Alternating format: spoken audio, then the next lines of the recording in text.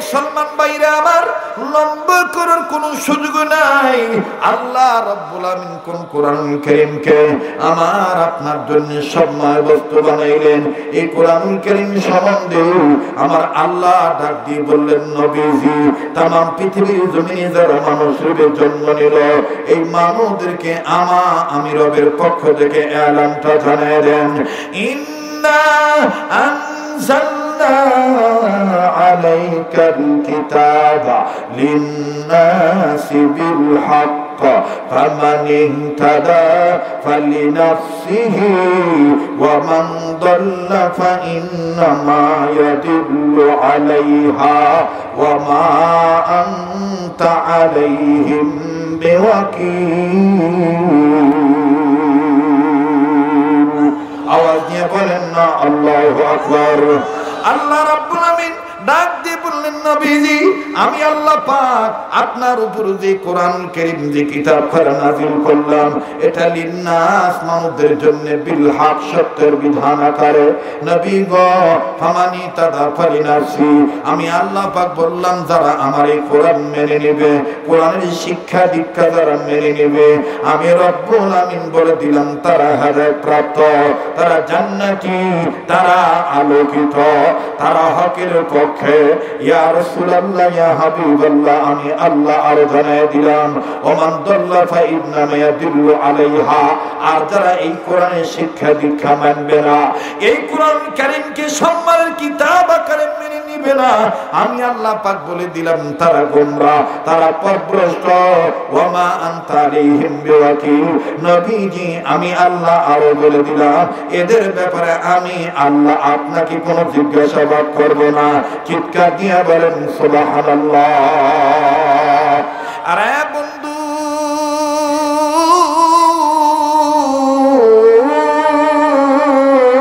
লম্বা করার কোন সুযোগ নাই। বাজানরে আগে বলেছি অন্যান্য দিনের মতন আজ আমি লম্বা চড়া কোনো আলোচনা অত করব না, হালকা সময়ের মধ্যে আমি কথা বলে ফিনিশিং দিয়ে বিদায় নিয়ে চলে যাব। ভাইজান হযরত ওমর রাদিয়াল্লাহু তাআলা আগায় আসতেছেন, আর এই মদখোর ব্যক্তিটা এখনো মদ পান করেন নাই। ঘরের ভিতরে যে নিরালা নির্জনে বসে আমার বন্ধুগণ আপন মনে মদ পান করবে, শরাব পান করবে। কিন্তু দেখেন প্রতিমধ্যে ওমরের দেখা পাওয়ার পর, ওমরকে দেখতে পাইয়া এই লোকটা দেখেন তার পজিশন কেমন দিলেন ঘুরাইয়া। আমি বলছি বলবো রে বন্ধু, তবে রে ভাইজান কোন কোরআন কারীমকে আল্লাহ পাক মহা সম্মানের বস্তু বানাইলেন, কোন কোরআন কারীমকে আল্লাহ পাক আমার আপনার জন্য মহা সম্মানের বস্তু বানাইলেন। আমার ভাইরা এই কোরআনের শিক্ষা দীক্ষা যদি আমি আপনি বাচ্চাদেরকে দিয়ে দিই, এইরকম বড় বাকাইল এরকম মাদ্রাসা যদি প্রতিষ্ঠা করি, ব্রাহ্মণবাড়িয়ার বড় হুজুর রহমতুল্লাহ আলাইহির স্বপ্ন যদি বাস্তবায়ন করি, ফখরে বাঙ্গাল তাজুল ইসলাম রহমতুল্লাহ আলাইহির স্বপ্ন যদি বাস্তবায়ন করি, আমার বন্ধুগণ আমার প্রিয় মুর্শিদ শেখুল ইসলাম আহমদ শফি রহমতুল্লাহ আলাইহির স্বপ্ন যদি বাস্তবায়ন করি, শায়েখে চরমনায় সৈয়দ ফজলুল করিম রহমতুল্লাহ আলাইহি, মুফতি ফজলুল আমিন রহমতুল্লাহ আলাইহি সহ একাধিক বুজুর্গদের আমাদের পূর্বপুরুষগণদের প্রত্যেকের একটাই নিশা, একটাই আশা ছিল, আমার ভাইরা বাংলার ৬৮,০০০ গ্রামে ৬৮,০০০ মক্তব বানানো, কোরআন শিক্ষার কেন্দ্র চালু থাকা। কথা বলেন ঠিক না বেঠি? আরে বাবা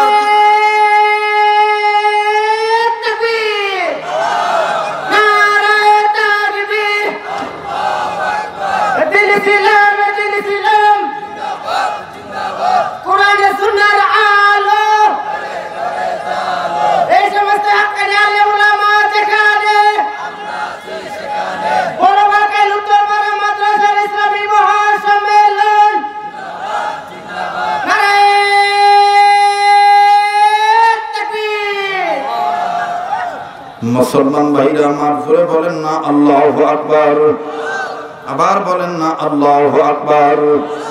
বলেন তো দেখি কোরআনকে সম্মানের কিতাব করেছেন কে? কাদের জন্যে? আমাদের জন্যে। বলেন কাদের জন্যে? তাইলে কোরআনের শিক্ষার দরকার আছে না নাই? এই বড় বাকাইল উত্তরপাড়া রওজাতুল উলুম মাদ্রাসা হওয়াতে আমি আপনি খুশি না বেজার? ভাইরা আমার, বন্ধুরে, কে চলে যেতে দিবেন? কারো যাওয়া দেখে নিজে না যাই, নিজের চিন্তা নিজে করি, কেননা এটাই জীবনের শেষ বান হইতে পারি। আজকে আমি আপনি কোরআনের শিক্ষার জন্য আমার বাইরে কোরআনকে কদর করি না। আজকে আমার আপনার ঘরের ভিতরে মুসলমান বাইরে টেলিভিশনের উপরে নতুন কাপড়, দামি কাপড়ের পর্দা আছে, টেলিভিশন যেন নষ্ট না হয়, ময়লা আবর্জনা যেন না পড়ে। আমার বন্ধুগণ, অথচ কোরআন একটা কর্নারে আছে, কোরআনের উপরে মাকড়সার জাল পড়ে গেছে, কোরআনের উপরে ধুলাবালি পড়ে গেছে। বাইরে কোরআনকে আমরা ইজ্জত করি না। কথা বলেন ঠিক না ঠিক? আজকে একজন ইংরেজি শিক্ষিত ডক্টরকে এত দাম দিই, কিন্তু কোরআনের হামেল, কোরআনের কারি শব্দের কোনো দাম দিতে চাই না। অথচ বন্ধুরি, এই কোরআন কারীমকে ইজ্জত করিয়া এই কোরআনের একটা আয়াতকে সম্মান করার কারণে আল্লাহ পাক জিন্দেগীর গুনাহ মাফ করে দিয়েছে। আমার আল্লাহ জাহান্নামী থেকে জান্নাতি বানায় দিয়েছে। চিৎকার দিয়ে বলেন সুবহানাল্লাহ। আমি লম্বা করব না রে বন্ধু। আমাদের দেশে বুজুর্গ ছিলেন, নাম হলো মুহাম্মদুল্লাহ হাফিজুর রহমাতুল্লাহি আলাইহি। আরো বুজুর্গ ছিলেন শেখুল হাদিস মরহুম আল্লামা আজলক রহমাতুল্লাহি আলাইহি সহ যত আকাবির আসলাফ বুজুর্গরা বলেন না কেন, চিশতিয়া, কাদরিয়া, নকশবন্দিয়া, সোহরাওয়ার্দিয়া সমস্ত আল্লাহ ওয়ালাদের, এমনকি আপনাদের ব্রাহ্মণবাড়িয়া ডিস্ট্রিক্টের আলোকিত উজ্জ্বল নক্ষত্র ছিলেন মুফতি নুরুল্লাহ রহমাতুল্লাহি আলাইহি সহ এই সমস্ত বুজুর্গানে দিনদের এই চারাকৃত আলোকিত আল্লাহ ওয়ালাদের দাম বেড়েছিল একটি মাত্র কারণে। এখনো তাদেরকে উমর মনে করি, এখনো তাদেরকে স্মরণে রাখি একটি মাত্র কারণ হইল তাদের কলবের মধ্যে কোরআনের শিক্ষা দীক্ষা ছিল। কথা বলেন ঠিক না বেঠি? আরো জোরে বলেন ঠিক না বেঠি? তাই বলি, বড় বাকাইল উত্তরপাড়া আগত দিনদার ইমানদার আমার ভাইরা ও যুবক ভাইরা, কে কোন গুনাহ করেছি জানা নাই, কার কি গুনাহ আছে আমার জানা নাই। যেহেতু আমার গুনাহ সম্পর্কে আমি ওয়াকিবহাল, আপনার অপরাধ সম্পর্কে আপনি ওয়াকিবহাল। হতে পারে আজকে আমার আপনার আল্লাহ তাআলা দয়া করে আমাকে আপনাকে মাফ করে দিতে পারে, কারণ এখানে আমি আপনি গুনাহগার। এখানে এমনও একজন আল্লাহওয়ালা থাকতে পারে যার উসিলায় আল্লাহ তাআলা আমাকে আপনাকে মাফ করে দিতে পারে। কথা বলেন ঠিক না ঠিক? কাজী বাদান আমি লম্বা করব না, মাত্র 2-3 মিনিটে কথাটা বলে দেই। আপনারা নাম শুনেছেন বিশর হাফি রহমাতুল্লাহি আলাইহি, সারাটা জীবন মদ পান করেছে। রাত্র হইলে, সন্ধ্যা হইলে, বিকাল হইলে প্রতিদিন যার রুটিন ছিল বন্ধুদেরকে নিয়ে আড্ডা দেওয়া, মদ পান করা। এই বিশর হাফি রহমাতুল্লাহি আলাইহি আমার বন্ধুগণ মদ খাওয়ার জন্য মদের আড্ডাখানায় রওনা দিয়েছে।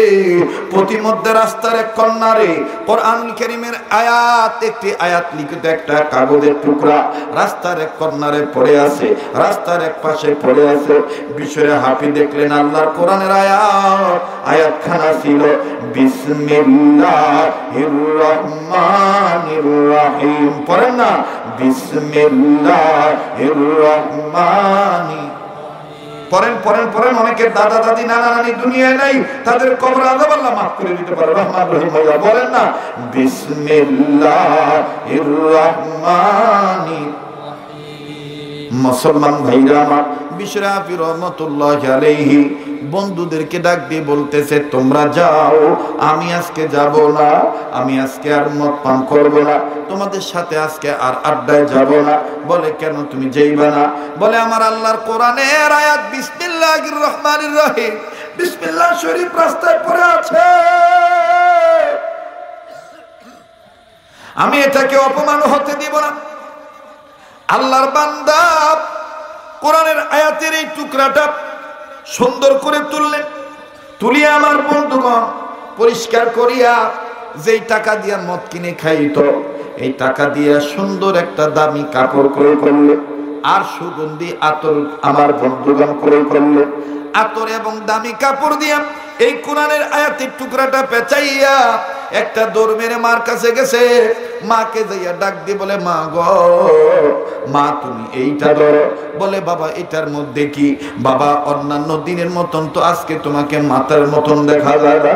ডাক দিয়ে কয়, মা রে আমি আজকে মদ খাই নেই, রাস্তা থেকে ঘুরে এসেছি, যাওয়ার প্রতিমধ্যে দেখেছি আল্লাহর কোরআনের আয়াত রাস্তায় পড়ে আছে। মা গো আমি মুসলমান হইয়া আল্লাহর কোরআনের আয়াত রাস্তায় পড়ে থাকতে দেখা আমি সামনে কদম আগাইতে পারি না। তাই বলি মা আমি যেই টাকা দিয়ে মদ খাইতাম গো মা, ওই টাকা খরচ করে দামি কাপড় কিনিয়া আতর কিনিয়া মা কোরআনের আয়াত আমি এটা পেঁচে তোর কাছে দিলাম। মা মা তুমি ধরো, আমি ভিতরে যাব, আমি গোসল করব, পবিত্রতা অর্জন করব, আল্লাহর কোরআনকে আরো সম্মান হতে দেব না। আবার আমার বাইরা বিশুর হাফি মায়ের হাতে দিয়া যখন চলে গেল ভিতরে পবিত্র হওয়ার জন্য, গোসল করার জন্য, মা জননী কান্দার ডাক দিয়ে কয়, আল্লাহ তুমি বুঝি আমার সন্তানটাকে কবুল করেছো আল্লাহ। আল্লাহ আমি বাচ্চাটার জন্য কত কাঁদছি, এই সন্তানটার জন্য তোমার কাছে কত কেঁদেছি আল্লাহ।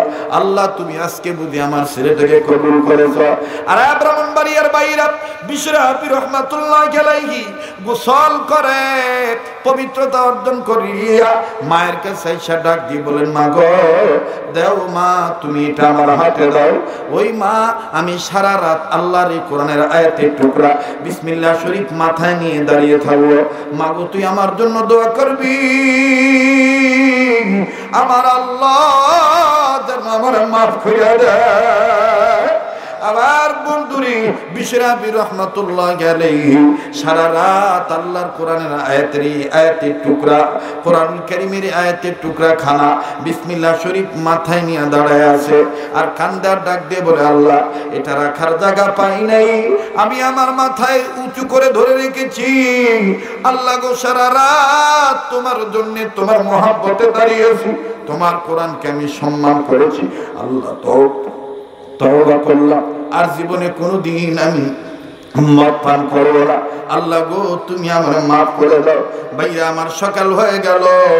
মুসলমান বন্ধুরে ওই জামানার সবচেয়ে বড় কুতুবুল আলম আমার ভাইরা, আমার বন্ধুগণ, হাদিস বিশারদ ওই যুগের ইমাম আমার ভাইরা ইমাম আহমদ ইবনে হাম্বল রহমাতুল্লাহ আলাইহি বিশাল একটা উলামা ইকরামের জামাত নিয়া বিশরে হাফির বাড়ির দিকে আসতেছে। এলাকার লোকেরা ডাক দিয়ে কয়, হুজুর এত বড় জামাত নিয়া কেন মাতাল লোকটার বাড়ির দিকে সকালবেলা আসতেছেন বুঝলাম না। ইমাম আহমদ ইবনে হাম্বল রহমাতুল্লাহ আলাইহি বলে, তোমাদের নজরে মাতাল, কিন্তু আমার কাছে খবর আছে আল্লাহর ওলি হয়ে গেছে। আল্লাহ পাক তাকে কোরআনের বরকতে রব্বে কারীম তাকে মাফ করে দিয়া আল্লাহ তার সম্মান বাড়াইয়া দিয়েছে। লা ইলাহা ইল্লাল্লাহ। কোনো কিছু আছে নাকি? হ্যাঁ কি কোনো কিছু করতে হবে নাকি? এটার মধ্যে কি করবেন? হ্যাঁ না আমার কোনো দরকার নেই। লা ইলাহা ইল্লাল্লাহ, লা ইলাহা।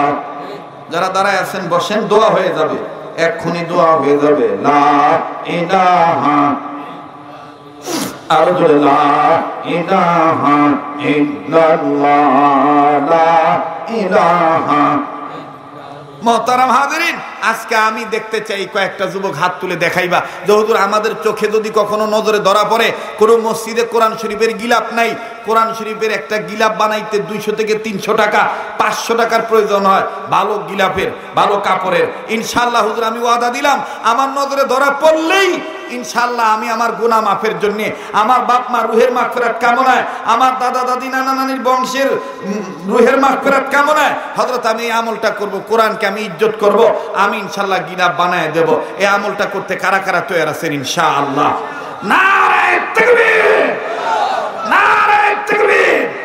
হাত নামান। মুহতারাম হাজিরিন, মানুষ ছোট্ট একটা আমলের দ্বারাও আল্লাহ হইতে পারে। কথা বলেন ঠিক কিনা? বিশরে হাফিজ জীবনের গুনাহ মাফ করে দিয়েছেন কে? কিসের কারণে? কোরআনের কারণে। বলেন কিসের কারণে? কোরআনের কারণে। সেই কোরআনের শিক্ষা এই ঘরে দেওয়া হয় আরো ব্যাপক আকারে উন্নতির সাথে।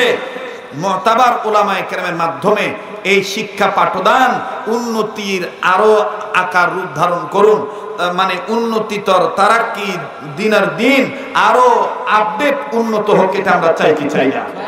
যারা বলেন চাই কি চাই না?